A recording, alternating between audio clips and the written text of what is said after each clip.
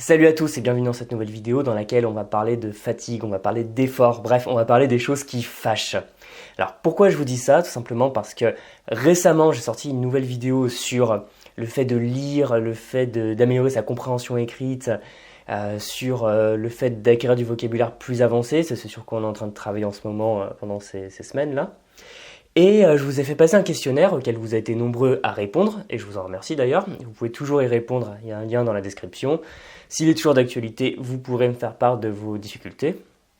Et j'ai remarqué que vous avez été nombreux sur la lecture à me dire que c'était une activité que vous trouviez difficile, voire fatigante. Qu'au bout d'un moment, après avoir lu un article, voire en lisant un roman, vous étiez hyper crevé. Et ça, justement, c'est un vrai sujet, donc je voulais l'aborder avec vous.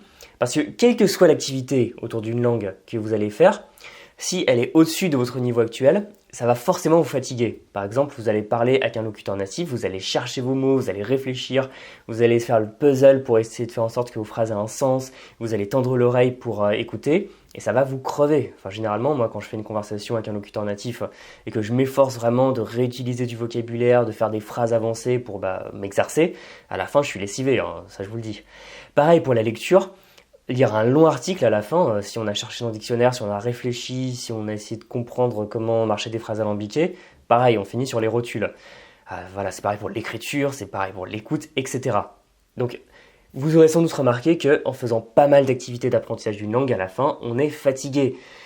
Comme si on a fait du vélo, bref, on sent que le corps entier a chauffé. Et justement, je voulais vous dire que c'était la meilleure chose qui pouvait vous arriver, qu'il faut surtout pas fuir cette fatigue. Pourquoi? Et tout simplement parce que c'est la preuve, tant que vous restez dans des bornes acceptables, que vous êtes en train d'apprendre, que quelque chose se passe dans votre cerveau. Et on va voir ce qui s'y passe justement dans le cerveau par rapport à quand vous lisez, écoutez, écrivez, parlez du français. Parce qu'a priori, si vous êtes de langue maternelle française comme moi, parler français, écouter du français, ça vous fatigue pas. Quand vous m'écoutez, ça vous demande pas un effort surhumain.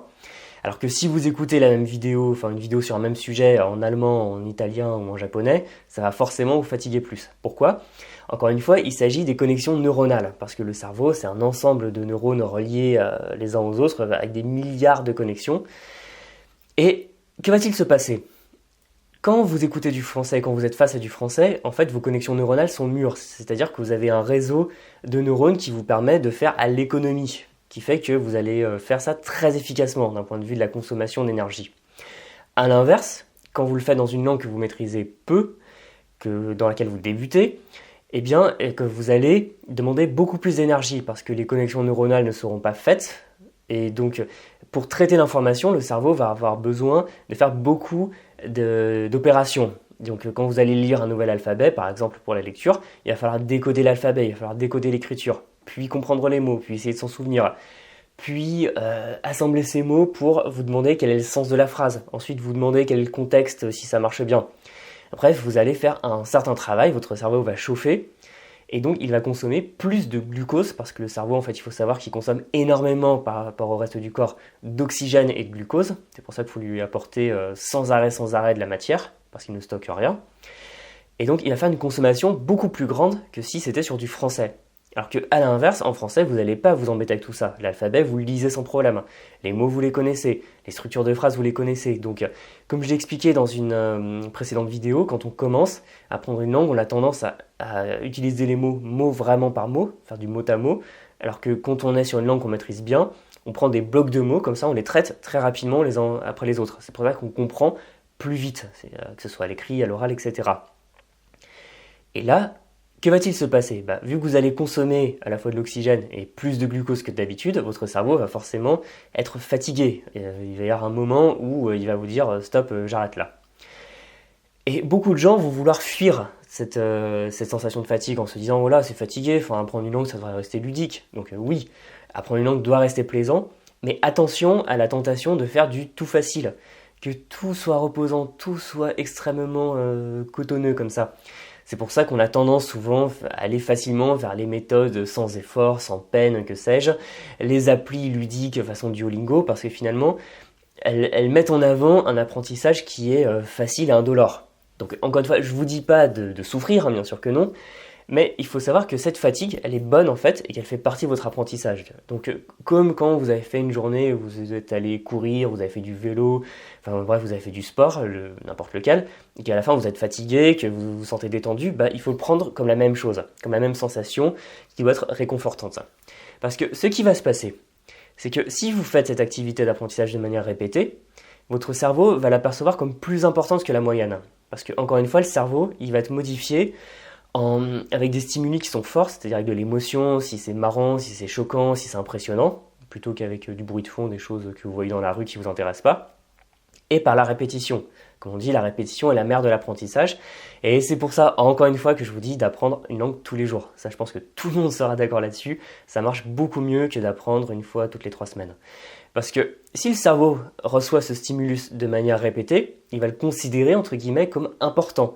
Donc, il va modifier les connexions entre les neurones pour optimiser le chemin de traitement, on pourrait appeler ça, pour faire court, de cette information. Ce qui fait que plus vous allez, par exemple, lire, plus le cerveau va optimiser ses connexions neuronales pour diminuer la consommation de glucose pour que ce soit plus facile, en fait. Et donc, plus vous allez répéter une opération, plus vous allez répéter le processus finalement, parce qu'apprendre une langue, c'est jamais qu'un processus fait de manière intelligente, plus votre cerveau va être optimisé parce que le cerveau, comme nous tous, il est paresseux et son objectif, c'est de faire le plus de choses possible en faisant le moins possible, donc en étant le plus flemmard possible, donc en consommant le moins de ressources, parce que pour le cerveau, les ressources, le glucose et compagnie, c'est précieux.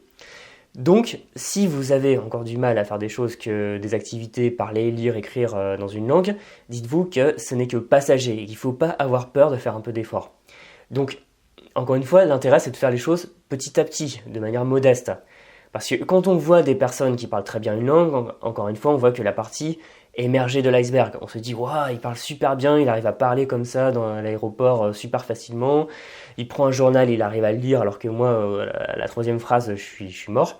Mais c'est parce que ça occulte, encore une fois, tout ce passion de travail qui n'a pas toujours été facile pour cette personne, on peut le supposer, de lire des choses, etc., de plus en plus longues, de plus en plus complexes. Donc, acceptez d'y aller petit à petit. C'est pour ça que si vous n'arrivez pas à lire un livre en entier, il n'y a aucun problème. Commencez par un paragraphe d'un journal, d'un article. Comme ça, ça sera peut-être compliqué, mais après, vous pourrez faire plus de paragraphes, lire des articles en entier, lire des dossiers de plusieurs articles, lire un livre, lire un roman, voilà. Enfin, vous pourrez y aller de plus en plus de manière de plus en plus intensive. Alors que, par exemple, si c'est de la conversation, si vous n'arrivez pas à parler plus de 10 minutes sans à la fin être lessivé, parlez 10 minutes seulement, il n'y a pas de problème. Ensuite, vous pourrez parler un quart d'heure, ensuite une demi-heure, et à la fin, vous pourrez faire des soirées à refaire le monde avec vos amis locuteurs natifs en parlant vraiment sans vous fatiguer pendant des heures. Ça viendra petit à petit. Donc, n'hésitez pas à faire cet effort de manière concentrée, c'est-à-dire faites par exemple un peu de lecture. Et allez vers des choses qui sont un peu au-dessus de votre niveau, parce que c'est ça qui va vous fatiguer, certes, mais qui va vous faire progresser. Parce qu'il vaut mieux que vous lisiez un article court avec du vocabulaire compliqué, des tournures un peu bizarres, et que ça vous fasse progresser parce que ça vous met en contact avec une langue à laquelle vous n'étiez pas habitué, plutôt que relire un bouquin pour enfants, de toute façon, encore une fois, je le disais dans les dernières vidéos, Petit ours brun, des choses comme ça, dans lesquelles vous comprenez absolument tout, mais ça ne vous fatigue pas du tout, mais ça ne vous fait pas progresser. En fait, comme disent les gens qui font du sport, no pain, no gain.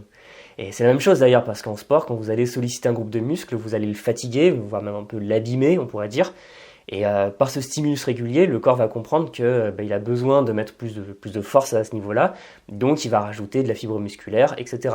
En fait, c'est pareil, c'est muscler votre cerveau.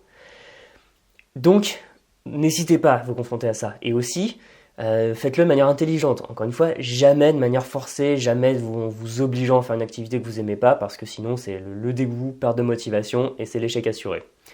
Alors que si vous le faites par petites sessions, au bon moment, là ça va vraiment vous aider. Et je tiens à vous amener à réfléchir à quelque chose, c'est à votre niveau d'énergie. Donc quand je dis niveau d'énergie, c'est pas du tout du spirituel ou des choses comme ça, c'est pas du New Age, l'énergie de la Terre ou je sais pas quoi, c'est vraiment est-ce que vous êtes fatigué ou pas fatigué. Parce qu'en fait beaucoup de gens, et ça c'est aussi un des ressorts de la procrastination, vont faire uniquement les activités les plus simples, les plus plaisantes, et quand ils seront fatigués, ils vont se dire « Oh non, il reste que des choses compliquées, des choses pénibles, oh non, ça je le fais pas, je le ferai demain. » Donc toutes les activités qui vous demandent un peu d'effort, un peu d'énergie, vous les faites quand vraiment vous avez la pêche. Par exemple, le matin, vous êtes hyper en forme, vous allez sur le journal de la langue que vous apprenez, vous lisez un article. Alors que le soir, si vous rentrez du travail, que vous êtes crevé et que la dernière chose que vous avez envie de faire, c'est de lire un article, vous l'aurez fait le matin. Et le soir, vous pouvez, je sais pas, regarder une série, faire quelque chose qui vous demande un peu moins d'attention, un peu moins d'énergie. Comme ça, vous êtes sûr de toujours faire les bonnes choses au bon moment, que ce soit jamais une contrainte, et réellement progresser un peu. Parce que c'est vraiment important d'être un tout petit peu au-dessus de votre niveau actuel pour progresser. Enfin, ça fait même partie des ressorts de la motivation. Il y a une théorie qui s'appelle la théorie du flow, et qui dit que en fait, pour rester motivé, il faut toujours qu'une activité soit légèrement plus dure que ce dont on a l'habitude, et pas trop difficile non plus, sinon on tombe dans la frustration. Donc en fait, on est entre l'ennui et la frustration. Il faut trouver le bon équilibre entre les deux pour progresser. Donc voilà, pour terminer, si lire des choses c'est encore difficile pour vous, n'hésitez pas à commencer petit. C'est vraiment quelque chose qui peut être compliqué, qui peut être décourageant de lire un article en comprenant rien. Vous prenez juste un paragraphe comme ça. Si vous comprenez que la moitié des choses et que vous avez besoin de regarder dans le dictionnaire, vous regardez dans le dictionnaire, il n'y aura pas de problème. Et à la fin, vous aurez acquis du nouveau vocabulaire, vous serez entraîné à lire, et vous pourrez lire des articles de plus en plus longs, de plus en plus compliqués, des romans, des choses comme ça, enfin voilà. La seule limite est votre imagination. Voilà pour cette vidéo, donc si vous l'avez aimé, vous pouvez me laisser un pouce, vous inscrire à la chaîne, parce que la semaine prochaine, je vais revenir sur ce sujet de la lecture, de la traduction et de l'acquisition de vocabulaire plus avancé. Je vais sortir une formation à ce niveau-là. Donc si vous voulez passer au niveau supérieur et dépasser un peu le plateau qu'on rencontre quand on a épuisé la langue simple et qu'on veut passer à la langue plus difficile, sachant qu'il y a un gros espace entre les deux, on pourra en reparler la semaine prochaine. Vous pouvez encore une fois remplir le questionnaire dans la description si vous regardez cette vidéo au moment de sa sortie. Et je vous dis à très bientôt. N'hésitez pas à faire des activités qui vous semblent un petit peu difficiles. Faites-les vraiment de manière concentrée, un quart d'heure, une demi-heure, pas plus. Et vous allez voir que vous allez vraiment progresser et que vous serez ravi d'avoir fait cet effort, d'avoir fait ce pari une fois que vous aurez un niveau plus élevé. Je vous dis à très bientôt dans la prochaine vidéo. Salut!